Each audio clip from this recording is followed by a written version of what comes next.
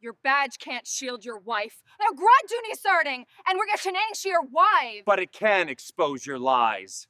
The smell of chlorine still clung to the air inside the community center when she did it. 1 second, my wife was standing, 8 months pregnant, clutching the HOA appeal notice. The next, Patricia Langford raised the small silver can in her manicured hand and pressed the trigger. A sharp hiss, then burning orange mist filled the space between us. Sophie gasped, stumbled back, her chair screeching against tile. The board murmured, but no one moved. The enforcer in crimson stood tall, lips curling into that professional smile she wore like armor. "You're trespassing, Mrs. Cole. Private session," she said, voice smooth as glass. I crossed the floor before the echo faded. "You just assaulted a civilian," I told her. My hands were steady, too steady. Training does that. Years of diffusing gunfights make rooms like this feel almost quiet. Her perfume mixed with the chemical sting. "You don't get to lecture this board, Mr. Cole. We warned you twice about property violations." She gestured to the folders stacked neatly before her, the clipboard queen cataloging control one sheet at a time. "You warned me about the color of my mailbox," I said, "and you just sprayed a pregnant woman for it." The murmurs grew louder now. Someone muttered about calling security. Another whispered, "Don't get involved." If you've ever stood in a room where power wore lipstick and fear smelled like disinfectant, listen closely, because this isn't just about a meeting gone wrong. This is about what happens when rules become weapons. Her eyes narrowed. "You think you can intimidate this board with your police stories?" I reached into my jacket, not for a weapon, but for the badge that had built my life. I set it on the table beside her paperwork. The golden crest caught the fluorescent light. "I'm not telling stories," I said quietly. "I'm the police chief of Charleston County." The silence broke like glass. Even the clock seemed to pause. Patricia blinked once, twice, the tyrant in heels calculating, not regretting. "That title doesn't give you special privileges here," she finally said. "Our covenants apply equally, even to you. If you've ever felt that moment when fear shifts into purpose, keep listening and hit subscribe right now. And assault laws apply to everyone," I answered. She straightened, smoothing her red blazer. "This community thrives on order, Chief Cole. People like you disrupt it. People like me, men who think grief buys exceptions," she said. Her gaze dropped to Sophie, who was wiping her eyes with trembling hands. That line sliced deeper than the pepper spray ever could, because she knew. Everyone knew. The baby before this one hadn't made it. The board chair had fined us for the memorial plaque by the pool. Unauthorized decor, she'd called it. Sophie whispered, "Ethan, please." I turned back to the clipboard queen. "You talk about order," I said, "but you built your empire on intimidation." She leaned in. "Intimidation keeps property values stable. Justice keeps people human." Her smirk barely flickered. The officer of rules thought she'd won again. That was when Sophie, still coughing, tried to speak. I just wanted to read the appeal." "Sit down," Patricia snapped, snapping her fingers like dismissing a servant. I stepped between them. "You'll never talk to her again. If you plan to make a scene, Chief Cole, remember, this meeting is being recorded." "Good," I said. "Evidence saves time." Outside, the summer rain started, steady against the windows. Inside, the heat of that moment crystallized into something permanent. Not rage, resolve. I looked around the table at every silent face, neighbors who watered their lawns at 6 a.m., who waved in driveways, who were now too afraid to blink. That's what she'd built here, a neighborhood of obedience. Because the moment she raised that can, she wrote her own warrant. As officers arrived minutes later, men I'd trained, women who'd looked up to Sophie, I realized this wasn't about enforcing the law anymore. It was about reclaiming dignity from those who used rules to erase it. Patricia Langford adjusted her blazer, still poised. "You'll regret this." I stared back. "So will you." "Where are you watching from?" Because this story, my story, starts right here, at the pool where order turned to chaos. The next morning, the pool deck still smelled like chlorine and pepper spray. A faint orange stain lingered on the concrete, proof of what happened, even though the board had already ordered the maintenance crew to sanitize the area. Erase the evidence, erase the guilt. That was Patricia Langford's first move every time she went too far. By sunrise, the HOA newsletter hit every inbox in Silver Pines. Subject: Incident during monthly board session. The message was polished, detached, typical of the board chair's tone. A resident violated meeting protocol, leading to an unfortunate disruption. The HOA takes community safety seriously. There was no mention of the pepper spray, no mention of Sophie, no mention that she was 8 months pregnant when it happened. She'd rewritten the story overnight. I shouldn't have been surprised. The enforcer in crimson had built her career on controlling the narrative long before she ever touched HOA politics. Sophie sat on the edge of the bed, one hand resting on her stomach, the other clutching the doctor's note I'd printed hours earlier. Recommendation for bed rest, elevated stress levels. Her eyes were swollen, not from the spray, but from what came after. The silence. The neighbors who'd watched it all and said nothing. I knelt beside her. "We'll make it right," I said quietly. She didn't look up. "You can't arrest her, can you?" That was the part that twisted the knife. She was right. Legally, the clipboard queen had played it smart. She'd called the meeting private property. Unless the state attorney approved charges, it would take weeks of review, weeks she could use to rebuild her power. "She's not untouchable," I said. "Just careful." I drove to the precinct anyway. The front desk sergeant Miller looked up when I walked in. "Chief," he said, hesitating, "we saw the footage." Footage. Of course, someone had leaked a clip. The officer of rules always made sure the camera favored her. In the video, Sophie's cry was muffled, half obscured by the board chair's command for security protocol. A 30-second edit that made Patricia look like the victim and my wife like the aggressor. "She released it?" I asked. "Anonymous upload," Miller said. "But metadata leads to her assistant's account." Typical. She'd strike in public, then hide behind paperwork. "File it," I said. "I'll take it from here." By afternoon, Silver Pines was buzzing. Neighbors whispered behind blinds, glancing at me like I was radioactive.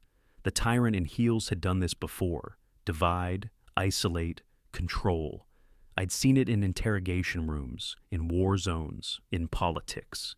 The technique never changed. Make people doubt the victim. At 3, my phone rang. Unknown number. "Chief Cole," I answered. A pause. Then a shaky voice. "You don't know me?" "Not really, but I was there last night." "Who is this?" "Laura Chen," she said softly. HOA secretary. The conflicted witness. I remembered her. Quiet, always sitting to the right of Patricia, eyes down, lips pressed shut while rules were weaponized. "I wanted to tell you. What happened wasn't how she said. But please, don't call me back. They monitor emails. Just know. There's footage. The real footage." Then the line clicked dead. For a moment, I sat there, frozen. The air in the car thickened with heat. There was more proof, but hidden behind the same fear that kept this place running. That night, I parked outside the community office. The blinds were drawn, but through the thin glass, I could see her. Patricia Langford, framed by fluorescent light, talking animatedly into her phone. The clipboard queen never rested. I watched her gesture with that same manicured precision she used to destroy people's peace. She laughed, threw her head back slightly, then pointed toward a wall of framed Community of Excellence awards. It hit me then. This wasn't about one act of violence. This was about control, of story, of image, of truth itself. I started the engine and drove home. Sophie was asleep, finally breathing evenly. I brushed her hair back, careful not to wake her, then opened my laptop. If Patricia Langford was rewriting reality, I'd write it back, line by line, with evidence. But first, I sent one message to Laura Chen. Subject: "You're not alone. No threats, no promises, just that." Because the officer of rules could twist laws in fear, but she couldn't twist what was coming next. If you've ever watched someone powerful hide behind polished lies and legal jargon, stay with me. This fight isn't about revenge, it's about exposure. And by the time I'm done, the enforcer in crimson won't have anywhere left to hide. By the third day, Silver Pines didn't feel like a neighborhood anymore. It felt like a stage production directed by Patricia Langford herself. Every lawn trimmed, every curtain drawn, every whisper rehearsed. The board chair had turned community order into theater, and the audience was too afraid to leave their seats. I wasn't surprised when the HOA's legal notice showed up that morning. Thick envelope, formal seal, a letter crafted in the same polished venom that only the enforcer in crimson could deliver. To Chief Ethan Cole, notice of temporary suspension of voting and community privileges, pending review of conduct violation. Conduct violation? That was her masterpiece. In one move, she'd stripped me of any official standing within the association, making me just another resident. She couldn't arrest me, but she could erase my authority here. Sophie read the letter twice before speaking. She's trying to make you the villain. I nodded. That's her strategy. Discredit before exposure. She's going to win, isn't she? Her voice cracked on that word, win. Because this wasn't about victory anymore. It was about survival. She's not, I said, though the truth was heavier than my tone. Not if Laura Chen comes through. That afternoon, I parked near the clubhouse, out of uniform, camera in hand. The clipboard queen was hosting an emergency resident briefing. It wasn't open to the public, but the blinds didn't quite close. Through the glass, I watched her standing at the podium, her red suit catching the light like a warning flare. Silver Pines remains one of the safest, most organized communities in the county, she declared, her voice carried with rehearsed confidence. However, recent acts of aggression and misinformation threaten that harmony. We must stand united against chaos. The crowd nodded, murmuring agreement. People wanted order more than they wanted truth. And there it was. The psychological chokehold she'd mastered. Patricia Langford didn't need weapons. She weaponized fear. She made good people believe rebellion was corruption. A familiar voice broke through the hum. Laura Chen. She stood near the back, clutching a folder to her chest. Her hands trembled, but her voice was steady. Ms. Langford, maybe we should address what happened during the last meeting. Patricia turned, smiling that immaculate smile. Not now, Laura. That's a sensitive matter under review. But the video? The tyrant in heels smile tightened. Let's not spread rumors. It was subtle, but I saw Laura's posture falter. Her courage flickered like a dying candle. Then she lowered her gaze and sat down. That was the moment I realized just how deep Patricia's reach went. The officer of rules didn't just control the board, she controlled belief. Later that night, my phone buzzed again. A text from an unknown number. She's watching. Don't trust anyone on the board. I left something at the pool storage cabinet. L. I grabbed my jacket and headed out. The pool was dark, the water reflecting faint moonlight. The same place where Sophie had screamed just days earlier now looked hauntingly still. Inside the storage cabinet, behind stacked chlorine tubs, I found it. A small USB drive taped to the back panel. No label, just one word scratched into the metal. Proof. Back home, I plugged it in. The file opened instantly, grainy footage from the HOA's internal camera feed. It showed the meeting from another angle, the one Patricia thought was deleted. It captured everything, the pepper spray, Sophie's fall, my badge glinting under fluorescent light. It was undeniable. My pulse quickened. Laura, you brilliant, terrified soul. Sophie stirred from the couch. What is it? Evidence, I said quietly. The real kind. But even as relief washed over me, something else appeared on screen. A figure entering the room after the incident. Patricia Langford herself, alone, rearranging the chairs, wiping the table, and whispering into her phone. Make sure the copy goes public by morning. I'll handle the chief. That wasn't cleanup. That was orchestration. The clipboard queen had staged the entire narrative, planting the doctored footage, spinning the news, all before I'd even left the building that night. I shut the laptop, the weight of revelation sinking in. She hadn't just crossed a line. She'd drawn a new one around herself, untouchable, insulated by legal walls and public sympathy. But the real footage changed everything? It wasn't just proof, it was leverage. I sent one text back to Laura. I have it. You did the right thing. No reply came, but I didn't need one. Her silence meant risk. I looked toward the pool through the window, still dark, almost reflective enough to see the outline of my own doubt. Patricia Langford thought she'd buried the truth, but I'd just found the shovel. By morning, the illusion of calm in Silver Pines was gone. Neighbors avoided eye contact. The HOA bulletin board outside the clubhouse was plastered with printed copies of the official statement about the incident, crafted by Patricia Langford herself. Every word was surgical, her trademark blend of authority and deceit.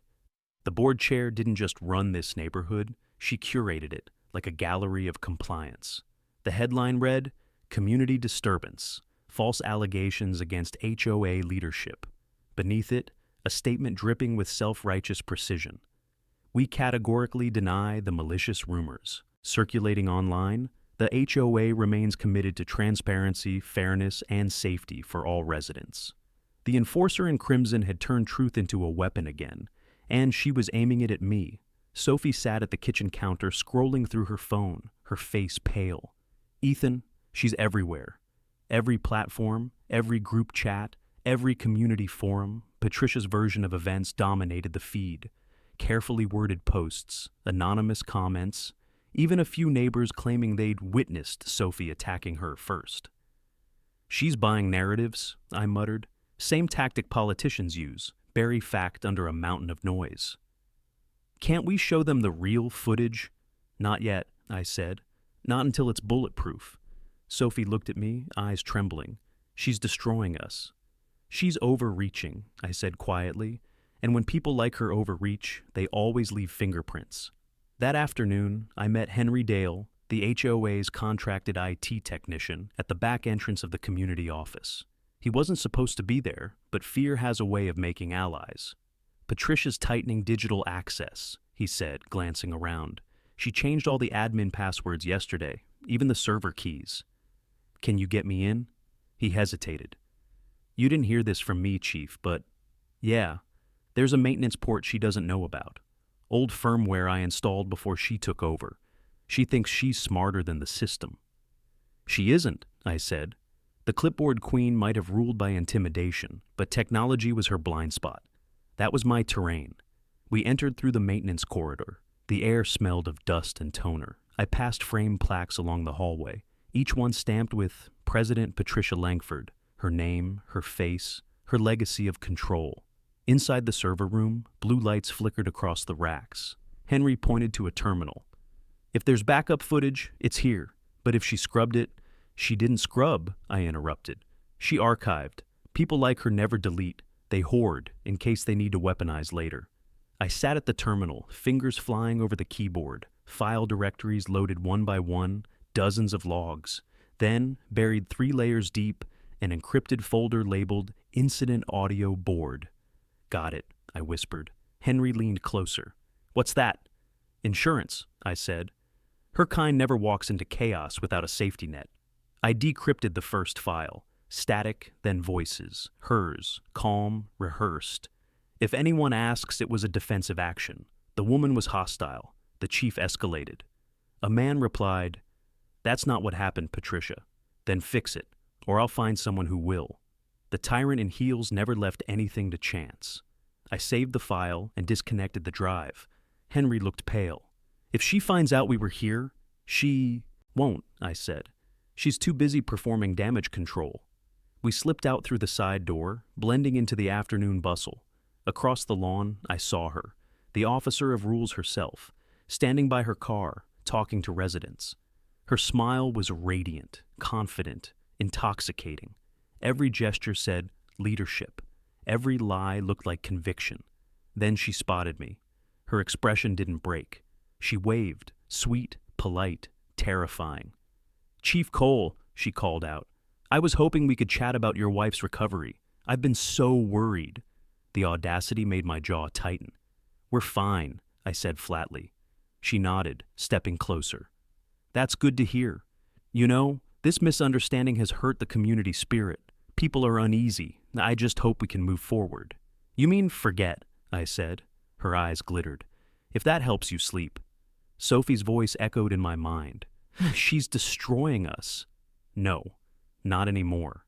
I reached into my pocket and felt the small drive, the recording that would burn through her entire empire of lies. "Patricia," I said, voice low, "you've made a lot of mistakes, but recording your own cover-up? That was the worst one." Her smile flickered, just for a second. Then she turned away. "Careful, Chief. she said softly. "You're not in charge here." "Not yet," I replied. She walked off, heels clicking like a metronome, counting down her downfall. I watched her disappear through the clubhouse doors, every step a reminder that order built on fear always collapses. And soon, very soon, hers would too. By dusk, the neighborhood felt like a stage, and Patricia Langford was still directing the show from behind her curtain of lies. The HOA website had gone into restricted access mode, but I recognized the code watermark stamped across every new post. It was her digital signature, hidden in plain sight. The clipboard queen wasn't content with twisting public opinion. Now she was rewriting history itself. Sophie sat by the window, her hand resting over her stomach, eyes fixed on the glow of her phone. "She's edited the footage," she whispered. "The video everyone's sharing. It looks like I lunged at her first." I took her phone. The edited clip played, grainy, jumpy, with keyframes missing. The angle was cropped just enough to erase the moment Patricia reached for the spray. The enforcer in crimson had turned evidence into theater, and the crowd was already applauding. "She hired a private PR firm," I said. "The timestamps were altered with commercial-grade software. That's not cheap."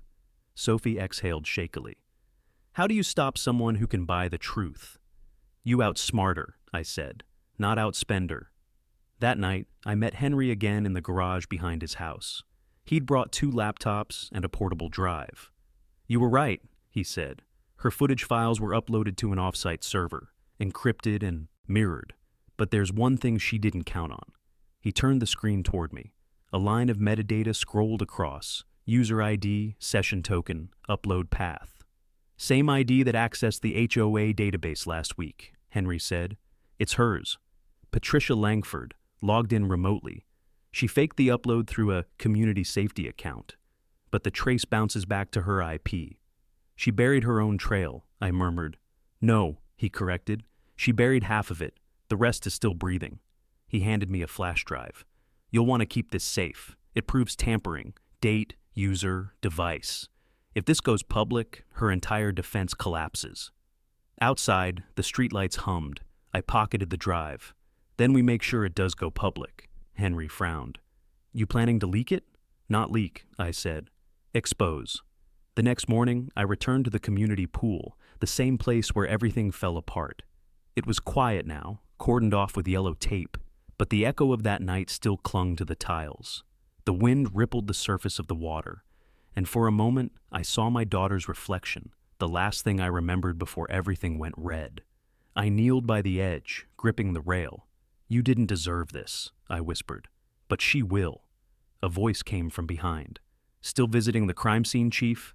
I turned. The officer of rules herself stood at the gate, sunglasses reflecting the water's shimmer. She wasn't supposed to be here. The area was still under active review, but the tyrant in heels never respected boundaries she didn't build herself. "This area is restricted," I said evenly. She smirked. "So arrest me." I didn't move. "You should be careful, Patricia. Some people are starting to see through your script." She laughed, a cold, elegant sound that echoed off the pool walls. "You really think this community will believe you over me? I've been their order for 10 years. You're just the man who brought chaos through his own front door." I stepped closer. "You can hide behind bylaws, lawsuits, and your PR statements. But when the truth comes out, not even your designer suit will cover the stain." She tilted her head. "You're emotional, Chief. That's why you'll lose. I build narratives. You just react to them." Then she turned and walked off, leaving the faint scent of perfume and chlorine behind her. I didn't follow. I didn't need to. Because while she was busy performing for the world, Henry and I were about to rewrite her act. That evening, I sat in front of my laptop with the drive Henry gave me. The file loaded, metadata glowing like a confession. Every keystroke she made, every edit she ordered, every lie she uploaded, recorded and time-stamped. I leaned back and smiled faintly. "You built your empire on control, Patricia. But the moment you hit upload, you handed me the evidence." Sophie walked over, resting a bull, hand on my shoulder. "What are you going to do?" "Something she'd never expect," I said. "Follow her rules." Her brow furrowed. "What do you mean?" "She always said the community should trust the HOA site as the official source of truth, right?" Sophie nodded slowly. Then that's where they'll see the truth, I said. Her truth, unedited. I opened the HOA admin panel. The password screen blinked, waiting. Henry's code bypassed the lock within seconds. I uploaded the uncut video, the real footage, directly to the official HOA homepage. As the progress bar filled, I whispered to myself, "This is for her." Across the neighborhood, phones would buzz, browsers would refresh, and Patricia Langford's empire would start to crack, one pixel at a time. The upload completed, the title auto-generated at the top of the site. Incident footage, full record, I hit publish. And somewhere, behind another screen, the clipboard queen would see it go live. The fallout started before sunrise. By the time I stepped outside, the neighborhood group chat had exploded. Every phone screen in Silver Pines was lit up with the same headline. HOA president caught on tape, raw footage leaked. The clipboard queen's empire was cracking. Cars slowed as they passed my driveway. Curtains fluttered open. Neighbors who hadn't spoken to me in weeks were suddenly watching, whispering, calculating. I wasn't a villain anymore. I was the man who'd made Patricia Langford bleed, in reputation, not yet in power. Sophie came down the stairs, phone in hand. "It's everywhere," she said. Facebook, local news pages, even the HOA's website. They're sharing it faster than she can delete it. I took her phone. The video played in full this time. No edits, no manipulations. It showed exactly what happened. Patricia losing control, spraying Sophie, then ordering the camera to stop recording. The raw audio captured every word of her command. Sophie whispered, "They're finally seeing her for what she is." "Maybe," I said quietly, "but she's not finished yet." By noon, she struck back. The enforcer in crimson held a press conference outside the clubhouse, flanked by 2 board members who looked like hostages in suits. Cameras flashed. Microphones lined the podium. "Community safety remains my highest priority," she declared, her voice calm, unshaken. "This footage has been maliciously edited and distributed without context. Our attorneys are preparing to file charges for defamation and cybercrime."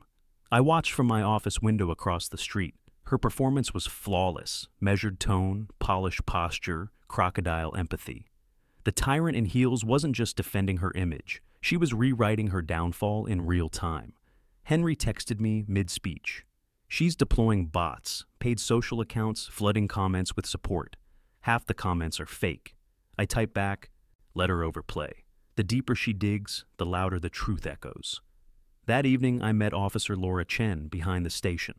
She wasn't just a cop. She'd been at the pool that day, torn between loyalty to the badge and the board's influence. "You saw the footage," I said. She nodded. "I did. It's damning. But Patricia's claiming you breached HOA servers to get it. She's pushing for an internal review." "Let her push," I said, "because when that review starts, someone will have to examine her server logs." Laura hesitated. "You're walking a tightrope, Ethan. The department can't protect you if she spins this as retaliation." "I'm not asking for protection," I said. "I'm asking for patience." She studied me for a moment, then exhaled. "She called me this morning, tried to convince me the footage was fake." "What did you tell her?" "That if it's fake, she should have no problem handing over the raw recordings." A small smile tugged at my mouth. "She won't." "No," Laura said. "But that's where I come in. There's an oversight request pending. Media exposure triggered it. Once it's approved, all HOA security data becomes subject to public inspection." That was the break I needed. Then she just ran out of time. Night fell hard over Silver Pines. The streets were silent except for the hum of distant sprinklers and the occasional slam of a car door. Sophie was asleep upstairs when I heard a faint metallic clink outside, the sound of a gate unlocking. I stepped out quietly, hand resting on my holster. Across the street, under the sodium glow of the lamppost, stood Patricia Langford herself, perfectly composed, arms crossed, eyes gleaming like glass. "You think this ends with a video?" she said. I didn't answer. She took a slow step forward. "You're not the first man who's tried to challenge me. You won't be the last to regret it." "I'm not like the others," I said evenly. "You've been playing chess with pawns. I'm not one of them." Her lips curved. "Then I suppose it's time to test that." She turned, heels clicking against the pavement, and disappeared down the sidewalk. I stood there for a long time, listening to the echo fade. Somewhere inside me, anger had cooled into something sharper, a kind of stillness only men who've lost everything can feel. I looked toward the darkened clubhouse and whispered to the night, "Tomorrow, Patricia, the rules change." By morning, the battle lines in Silver Pines were drawn in silence. Cars drove slower, conversations stopped when I walked by, and somewhere between those whispering hedges and shuttered blinds, the clipboard queen was preparing her next move. But what she didn't know was that someone inside her circle was already cracking. Laura Chen had called at dawn. Her voice was tight, careful. "I can't talk long, but there's something you need to see." We met at the abandoned maintenance shed near the tennis courts, far from the clubhouse cameras. She arrived in plain clothes, her badge hidden under her jacket. "I shouldn't even have this," she said, sliding a small envelope across the bench. Inside were printed email exchanges between Patricia Langford and the HOA's private legal counsel. I scanned the pages. Each message carried the same tone, command disguised as diplomacy. Patricia's signature glared from the bottom of every line. "Ensure Officer Chen's pool report reflects noncompliance and hostile behavior. I expect it filed by Friday. If the chief's wife attempts another claim, we'll respond with community defamation filings." Laura looked away. "She tried to make me falsify the report, said it was in the interest of community stability. I refused." "You're aware that's obstruction," I said quietly. "I am. That's why you're getting these." She reached into her pocket and pulled out a flash drive. "This isn't just emails, it's recordings from her office meetings." She didn't know the conference line logs everything. I stared at her, the weight of it settling in. "Why now, Laura?" She hesitated. "Because last night she called me again, asked if I'd found anything to fix my conscience. That was my breaking point. For the first time, I saw fear flicker across her face, not of losing her badge, but of losing herself. "You're doing the right thing," I told her. She shook her head. "No, Ethan, I'm just trying to survive it." That evening, the board chair held an emergency community briefing in the clubhouse. Every seat was filled. Residents shifted nervously, unsure what version of reality they were about to be fed this time. Patricia Langford entered like she owned the air itself, crimson blazers crisp, pearl earrings glinting under the lights. She placed her hands on the podium and smiled. "Good evening, everyone," she began, her tone drenched in false warmth. "I know tensions have been high, but this community is built on order, not chaos, and I intend to preserve that order." Her gaze swept the crowd, steady, commanding, venomous. She continued, "Recent leaks and false narratives have damaged our reputation. Certain individuals have chosen personal revenge over unity. But rest assured, your board will take every legal measure necessary to restore peace." Applause scattered awkwardly around the room. Fear had always been her loudest instrument. I stood near the back, arms crossed. The officer of rules saw me, and her expression didn't falter, but her eyes did. They flicked just for a heartbeat to the empty chair beside me. Laura's chair, she noticed. Good. As she moved to conclude, I caught the faintest tremor in her hand as she adjusted her notes. For the first time, the tyrant in heels looked human. I waited until the applause died. Then I spoke, loud enough for every camera phone in the room. "Patricia, would you like to explain the emails you sent to your legal counsel about falsifying police reports?" The silence was instant and violent. Her head turned toward me, smile frozen. "Excuse me?" "You heard me," I said. "Or should I read them aloud?" Gasps rippled through the crowd. Someone whispered her name. Someone else started recording. Patricia's jaw tightened. "Chief Cole, I suggest you be very careful." "I've been careful," I interrupted. "Too careful, but your own words are about to do the talking." Laura stepped through the doorway just then, holding her phone. "And I have them right here." The enforcer in crimson spun around, the color draining from her face. "Officer Chen," she hissed, "you're out of line." "Not anymore," Laura said, voice trembling but steady. "I just filed an internal integrity report with the state attorney. They'll be in touch with both of us." A murmur surged through the audience. Phones lit up, cameras angled higher. Patricia tried to regain her footing. "This is a smear campaign, lies fabricated by a disgraced officer and a grieving man." "Then let the truth clear it up," I said. "Because the recording from your board meeting says otherwise." Her lips parted, but no sound came out. The clipboard queen stood speechless for the first time since I'd known her. I took one step forward. You've ruled this neighborhood through fear, but fear only works until someone stops being afraid. Then I turned to the crowd. That time is now. Patricia's glare followed me out the door, but I could feel the shift in the air behind me, the sound of power slipping from her grasp. And somewhere in that silence, I knew. The storm had finally started to turn. By dawn, Silver Pines was a different world. For the first time in years, the board chair's words weren't gospel. They were gossip. Screenshots of her emails spread like wildfire, bouncing from inbox to inbox. Every thread, every line of manipulation was out, and the silence from the HOA office only made it worse. But if Patricia Langford was anything, it was relentless. By mid-morning, she was back on the offensive. A new statement appeared online, sleek and cold. Unauthorized access to HOA property and digital assets has resulted in the circulation of private documents. The board condemns these violations and will pursue every legal remedy available. It was signed, President Patricia Langford. She wasn't retreating, she was reloading. Sophie read it aloud from her phone, voice trembling. She's calling you the criminal now. I nodded slowly. Good, that means she's scared. But beneath my calm, my pulse thudded like war drums. Patricia was cornered, and cornered predators are the most dangerous. Later that afternoon, I drove to the county records office downtown. The building smelled of paper and dust, humming with the low buzz of bureaucracy. If I was going to end this, I needed more than public outrage. I needed proof of systemic fraud. The clerk behind the counter squinted at the name on the HOA's incorporation documents. Silver Pines Community Board filed under. Huh? She frowned. That's odd. The president listed here isn't Patricia Langford, it's someone named Gerald L. Hughes. I leaned forward. When was that filing? She checked the record.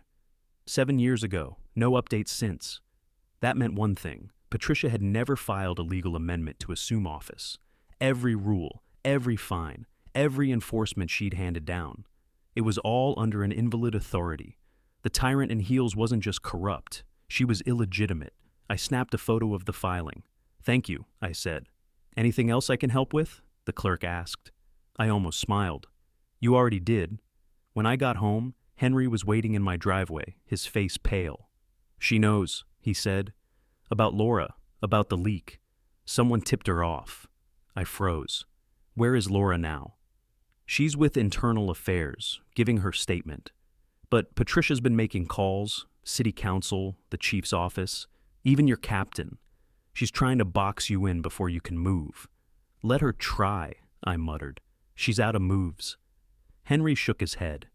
You don't get it. She's desperate. She's telling people you blackmailed her. For a moment, the world felt still. Sophie stepped out onto the porch, holding our daughter's blanket in her arms. What's going on? I forced a steady tone. It's just noise. She's trying to drown the truth before it hits. Sophie's eyes searched mine. Ethan, what if she wins? She won't, I said, and I meant it. Because tomorrow, I'm taking this to the public hearing, and this time, she won't be able to hide behind her title. The next evening, I stood outside the clubhouse again, but this time, I wasn't alone. Dozens of neighbors had gathered, some angry, some afraid, all curious. The air was electric, charged with the kind of anticipation you feel before a storm. Patricia Langford arrived last, flanked by 2 board members who avoided her eyes. Her red suit gleamed under the floodlights. The enforcer in crimson scanned the crowd and spotted me near the podium. Still chasing shadows, Chief? She said smoothly. You must enjoy embarrassing yourself. I held up the document from the county office. This says you were never legally elected president, which means every decision you've made for 7 years is invalid. Every fine, every foreclosure threat, every abuse of power, null. Her smirk didn't falter, but I saw her throat tighten. You think that will hold up in court? It doesn't have to, I said. It just has to hold up here, in front of the people you've been ruling through fear, the crowd murmured. Someone shouted, Is that true? Another voice called out, You lied to us. Patricia's facade cracked. Her eyes darted to the cameras, then back to me. You're finished, Cole. You've broken into HOA systems, leaked private data, and trespassed on protected property. When this is over, you'll lose your badge and your home." I took a step closer. "You built your authority on lies. I built mine on law. Let's see which one lasts longer." For the first time, her confidence flickered. The officer of rules looked like she'd forgotten the script. As I walked away, the crowd erupted, half shouting questions, half demanding answers. Patricia stayed frozen at the podium, her power unraveling with every flash of a phone camera. I glanced at Sophie waiting by the car. She whispered, "What now?" "Now," I said, sliding the document into my jacket. "We finish this." The storm was no longer coming. It was here. And Patricia Langford, once the Queen of Order, was about to drown in her own rules. The morning after the hearing felt like the calm before a storm that everyone could see, but no one dared name. Silver Pines was holding its breath. Neighbors avoided both of us now, afraid that taking sides might make them targets. Fear still ruled here, even as Patricia Langford's empire crumbled. But fear only works when people believe the tyrant still holds the crown. And today, I intended to knock it off her head. Laura called early. "She's doubling down," she said. "Filed a counterclaim, accusing you of tampering with evidence and inciting harassment. She's even trying to get a restraining order." "She's playing defense with offense," I said. "Classic Langford." "She's cornered Ethan," Laura warned. "Cornered people are unpredictable."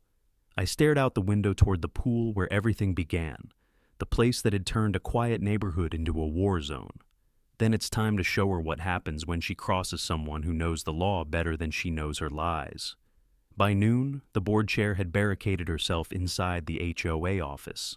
Her luxury SUV sat parked out front, spotless as ever. Her assistant, who once greeted everyone with forced smiles, now kept her head down as she rushed papers to and from the door. I walked in through the front, uninvited. The clipboard queen looked up from behind her desk. Her crimson jacket was immaculate, but her eyes betrayed her sleepless night. "Chief Cole," she said slowly, "you're trespassing on private property. I came to deliver this." I dropped an envelope on her desk. "Notice of a state audit. They'll be reviewing your accounts, property liens, and all board expenditures." She froze, then laughed softly. "Desperation doesn't suit you, Ethan. You think a pile of paperwork will erase what you did?" "No," I said, "but it'll show what you did." Her lips curved, predatory again. "You're making a mistake. These people need me." "They needed leadership," I replied. "What they got was extortion wrapped in policy." Her smile hardened. "You're a man who mistakes authority for morality. The rules are what hold this place together." "No," I said, leaning closer. "People do. You just used the rules as a weapon." Her eyes narrowed. "And you used your badge as one." That landed like a knife between us. For a second, neither of us spoke. Then she whispered, almost to herself, "You'll regret ever underestimating me." An hour later, I was back at home, combing through the audit logs Laura had helped me retrieve. Henry joined me, his hands trembling as he held a folder. "She's been laundering community maintenance funds," he said. "Half of it's routed through a consulting firm that doesn't exist, all under her digital signature." I exhaled slowly. "How much?" "Over $80,000. The officer of rules had built her empire on control, but her downfall would come from greed. Sophie entered quietly, watching us from the doorway. "Ethan," she said softly, "are you sure this is worth it?" I looked up. She pepper-sprayed a pregnant woman in front of witnesses, doctored reports, and silenced neighbors. "If we let her stay in power, what message does that send?" Sophie nodded. "Then finish it." By evening, the community was restless. News trucks were parked by the gates. The HOA board had gone silent. And at 7 p.m., the enforcer in crimson called an emergency online meeting to address misinformation. I joined the stream anonymously, camera off. Her face filled the screen, poised, polished, pretending control. "Fellow residents," she began, "in times of confusion, leadership must remain strong. Lies have spread, dangerous, hateful lies designed to tear us apart. But this board stands united."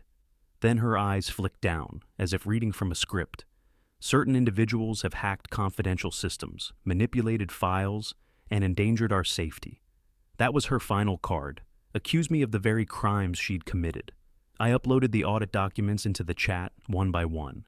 Each labeled file appeared beside her speech, glowing bright blue on every resident's screen. Unauthorized payments, Patricia L. Falsified vendor, invoices, PDF, email, orders to HOA treasurer.mp3. Her voice faltered. "What is this?" someone asked aloud. "Proof," another resident said. Patricia's image froze for a heartbeat too long. Then she snapped, "Those are fabricated." Laura's voice came through from another window. "No, they're authenticated through the state's database. You're done, Patricia." The tyrant in heels stared into the camera, pale and speechless. The illusion shattered. I ended the stream and sat back in silence. Outside, thunder rolled through Silver Pines, the first rain in weeks. Sophie touched my shoulder. "Is it over?" I looked. Out the window at the rain, washing down the streets that had carried too much silence for too long. "Not yet," I said. But she just drowned herself. The next 72 hours were chaos wrapped in silence. The HOA's website was taken offline. The board members stopped answering calls. And yet somehow, Patricia Langford still found a way to project control. Flyers appeared on every doorstep overnight. Crisp, official-looking, stamped with the HOA seal. Notice of pending litigation, unauthorized dissemination of confidential material. Every word was soaked in threat. She was trying to turn the neighborhood into her army. When I stepped outside, 2 neighbors across the street looked away. Another crossed to the other sidewalk. Fear was spreading again, carefully orchestrated. That was her gift. The board chair didn't need to shout to command obedience. She built cages out of paperwork. Sophie joined me on the porch, her hand on her stomach. "You can't even take out the trash without someone staring," she whispered. "She's weaponized reputation," I said. "But this time, I've got something she can't rewrite." I looked down at the thumb drive in my pocket, the encrypted backup of the HOA's internal database. Henry had risked his job to get it. Inside were 7 years of records, everything Patricia had ever approved, hidden, or falsified. That afternoon, I met Laura at the county administration building. She looked exhausted but steady. "The Attorney General's office received the audit packet," she said. "They're launching a preliminary review. But if you want this to go public, it needs one more push." "What kind of push?" She slid a press card across the table. "Media, controlled exposure, someone has to see through her mask." I nodded. "I'll handle it," she hesitated. "You understand what happens when this airs? She'll come after you, Ethan. Personally." "She already did," I said. That evening, I drove back through Silver Pines. Patricia Langford's house sat glowing at the end of the cul-de-sac, every light on like a stage set. The clipboard queen was hosting an executive meeting. Cars lined both sides of the street, council members, real estate brokers, city liaisons. Her fortress was still holding, for now. I parked a block away and watched through the windshield as silhouettes crossed her windows. At exactly 7 p.m., I saw her step onto the porch, glass of wine in hand, laughing like the world was still hers. The enforcer in crimson had perfected performance. Even ruin looked rehearsed. I rolled down the window and called a number. "It's ready," I told the reporter. "Release the footage at 8 sharp." At 8:01 p.m., every local station cut to the same story. HOA president under investigation for fraud and evidence tampering. Clips of her own recorded voice filled the broadcast. Her threats, her orders, her manipulations. The same lines she once weaponized were now bullets ricocheting back at her. Inside her house, the porch lights flickered. The door opened and she stepped out. No audience this time, just silence. When her phone began to ring, she didn't answer. She just stood there, eyes scanning the neighborhood that was finally seeing her for what she was. Henry texted me one line. "It's everywhere." I turned off my phone. It wasn't victory yet, but the walls were cracking. The next morning, I was called to the station. My captain, Ramirez, handed me a thin folder. "The state's moving forward. Langford's being subpoenaed. You sure you want to testify?" "I started this," I said. "I'll finish it." Ramirez sighed. "You've made powerful enemies." Not for long. When I walked outside, reporters were waiting by the steps. Flashbulbs popped, microphones thrust forward. "Chief Cole, did you leak the evidence? Are the HOA allegations true?" I didn't answer. Some wars don't need noise. They just need truth. By dusk, Patricia Langford's SUV was gone. The tyrant in heels had fled before the subpoena could reach her, but her empire couldn't move as fast. The state seized the HOA's servers, froze the accounts, and opened a full corruption inquiry. For the first time, the streets of Silver Pines were quiet without fear. Children played near the pool again, the same place she'd once turned into a crime scene of arrogance. Sophie stood beside me, the setting sun reflecting in her eyes. "Do you think she'll come back?" I looked toward the empty gatehouse where her nameplate still hung crooked. "People like her always do," I said, "but next time, we'll be ready." The officer of rules had finally met the one law she couldn't bend, truth made public, and once truth escaped her grip, no gate in the world could keep it in. The day of the public hearing began under a sky that looked too calm to be real, like Silver Pines itself was holding its breath. Word had spread faster than any HOA memo ever could. Patricia Langford would be facing the community she'd ruled for years. By 6 p.m., the clubhouse was packed. Neighbors who'd once whispered behind blinds now filled the rows, their faces tense with a mix of fury and fascination. Cameras lined the back wall. For once, Patricia didn't control the narrative. The board chair sat at the front table, flanked by her remaining allies, papers stacked like a fortress between them. Her signature red jacket glowed under the overhead lights, but the confidence behind it was starting to fray. I walked in through the side door, the same one she'd once barred me from entering. As I took my seat at the witness table, our eyes met. No words, just years of tension compressed into a single, electric silence. The county moderator cleared his throat. "We'll begin with statements regarding the ongoing investigation into Silver Pines HOA." Patricia stood first. Of course she did. The enforcer in crimson always claimed the stage before anyone else could. "Good evening," she began, voice syrup smooth. "I've dedicated a decade of my life to protecting this community. What's happening here tonight isn't justice. It's slander. Lies from a man with a personal vendetta." Murmurs rippled through the crowd. I didn't move. She turned toward me, smile razor thin. "Chief Cole believes authority makes him untouchable, but power, when unchecked, becomes dangerous. Ask yourselves, who's the real tyrant?" Her manipulation was surgical, precise. Every word was a blade wrapped in silk. I rose slowly. "You're right about one thing, Patricia. Power can corrupt, especially when it hides behind a clipboard." A quiet laugh broke from somewhere in the back row. I placed a small recorder on the table. "This is your voice, isn't it?" I pressed play. Her tone filled the room. If anyone asks, it was defensive action. The woman was hostile. The chief escalated. The recording continued, her demanding falsified reports, silencing witnesses, and threatening the very people she called neighbors. The sound hit like a gunshot. The clipboard queen froze, eyes wide for the first time in her reign. "That's been manipulated," she snapped. "He's tampered with evidence." But Laura stepped forward from the crowd, holding up a certified transcript. Authenticated by the state, every word is hers. The room erupted. Gasps, outrage, disbelief. Patricia's allies shifted away from her like a receding tide. I leaned forward, voice steady. "You pepper-sprayed a pregnant woman, Patricia. Then you covered it up.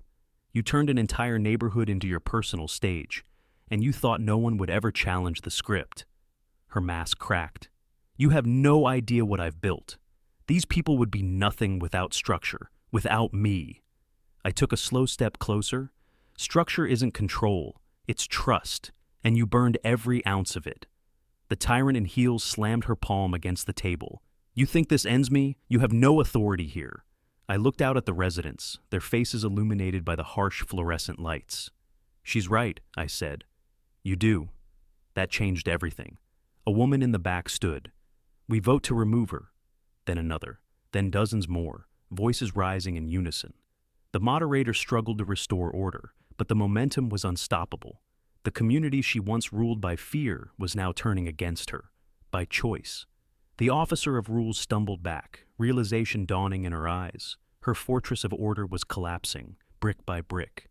Security stepped forward as the moderator announced, "Effective immediately, Patricia Langford is suspended pending formal removal proceedings." She glared at me, trembling with rage. "You'll regret this, Cole. You'll regret ever thinking you won." I met her stare, calm, as the storm broke around us. You mistook silence for obedience. That's your real mistake. As they escorted her out, the crowd erupted, not in chaos, but relief. Years of intimidation shattered in a single night. Sophie met me at the door, tears in her eyes. "It's over?" she whispered. I exhaled slowly. Almost. Outside, thunder rolled in the distance, faint but promising. The first raindrops began to fall across Silver Pines, washing away the flyers, the threats, the lies. The neighborhood that once feared Patricia Langford was finally breathing again. And tomorrow, for the first time in years, there would be sunlight. The next morning, Silver Pines looked different. Not because the houses had changed, or the lawns suddenly turned greener, but because the fear was gone. For the first time in years, the air felt light. Windows were open again, voices carried across fences, and people waved at each other without looking over their shoulders first. Patricia Langford was gone. The board chair, who once dictated every inch of this community, now sat behind a county holding cell, waiting for arraignment. Yet, even in defeat, her shadow lingered, like the echo of a storm that had already passed but still left the ground soaked. When I arrived at the station that morning, a stack of reports waited on my desk, financials, testimonies, and statements from residents who'd once feared speaking her name. I scanned through them, each line peeling back another layer of her empire. She'd filed false claims against nearly 24 homeowners, extorted fines, redirected funds, even paid private investigators to monitor non-compliant families. Every crime documented under the guise of community order. The officer of rules had spent years dressing corruption in the language of regulation, and it worked until the mask cracked. Laura entered, holding a fresh file. "State prosecutor's office moved fast," she said. "Trial's been approved. They're charging her with fraud, obstruction, and aggravated assault." I nodded. "Good. It's time she answers to something higher than her bylaws." Laura hesitated, her tone softening. "You know she's not the only one who'll fall. Some of the board members, they enabled her." "They had a choice," I said quietly. "They chose silence." Silence. The one thing Patricia had always fed on. Later that afternoon, I stood by the community pool, the same place everything began. The sun was high, the water calm, and laughter echoed from the nearby playground. Sophie sat under the umbrella, one hand resting on her stomach, the other holding a lemonade. Her color had returned. I joined her, the weight of months finally beginning to fade. "Do you ever think about her?" she asked. "Every day," I admitted. "Not out of anger, just as a reminder." "Of what? That power doesn't corrupt people, it reveals who they already were." She smiled faintly. "Then what did it reveal about you?" "That I still believe in justice," I said, "even when it hurts." A car engine hummed in the distance. I looked up to see a black sedan slowing near the pool gate. For a second, my instincts kicked in, until I recognized the plates. County vehicle. An officer stepped out, walked toward me, and handed over a sealed envelope. "Chief Cole, the DA asked me to deliver this personally." I opened it.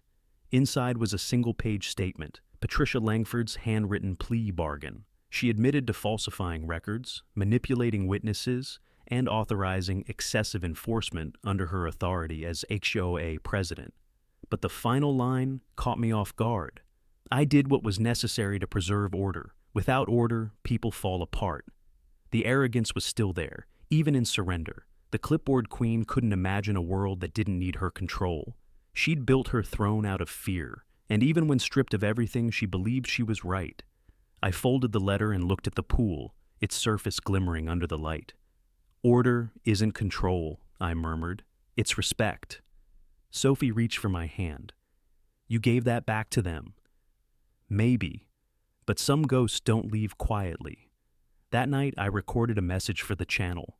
I didn't use the badge, the title, or the rank. Just my name, my voice, and a story that no HOA statement could ever bury. I spoke to the camera. Sometimes the enemy isn't a criminal. It's control wearing a smile. It's a rule used as a weapon. But when you stand up to it, when you expose the lie, you don't just win back your rights. You remind others what truth sounds like. I paused, letting the silence breathe. The pool shimmered behind me, the same place that once broke us, but now stood as proof that peace could be rebuilt. Then, I ended with the final words I knew the audience needed to hear. If you've ever faced someone who thought they could rule through fear, remember this. They only win when you stop fighting back. And trust me, you're stronger than they ever were. I glanced into the lens one last time, calm but unshakable. If stories like this remind you that standing up matters, stay close. More are coming, real ones, from real people who refuse to kneel. The recording light blinked off. Outside, the rain started again, soft, steady, cleansing. Silver Pines would heal, not because of me, but because the truth finally belonged to everyone. The tyrant in heels had fallen, but what she built, fear, control, silence, would never rise again. If you believe justice still matters, subscribe for more real fight stories, and tell me in the comments where you're watching from.